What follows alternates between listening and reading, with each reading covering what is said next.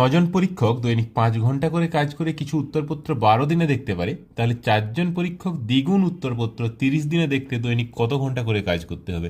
দেখো, আগে কি চেয়েছে আমাদের, চেয়েছে কত ঘন্টা কাজ করতে হবে। আগে কত ঘন্টা কাজ করছিল? 5 ঘন্টা। তাহলে আগে 5 লিখে নাও।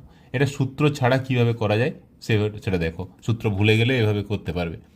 এবারে কি বলেছে, আগে 9জন পরীক্ষক ছিল, তাহলে যদি একজন পরীক্ষক থাকতো তাহলে ডেলি 5 ঘন্টা থেকে বেশি করতে হতো, তাহলে 9টা উপরে গুণ হয়ে যাবে। এবারে পরে 4জন পরীক্ষক আছে, মানে 4টা নিচে হয়ে যাবে। 12 দিন আগে দেখতে লেগেছিল, তাহলে একদিনে যদি দেখতে হতো তাহলে টাইমটা বেশি লাগতো, তাহলে 12 উপরে গুণ হবে।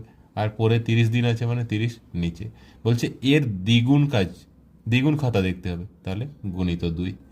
4 3 এটা কাটাকাটি করলেই অ্যান্সার পেয়ে যাবে। 3 10, 2 5, 5 5 কেটে গেল, তাহলে অ্যান্সার হয়ে যাবে 9 দিন। অপশান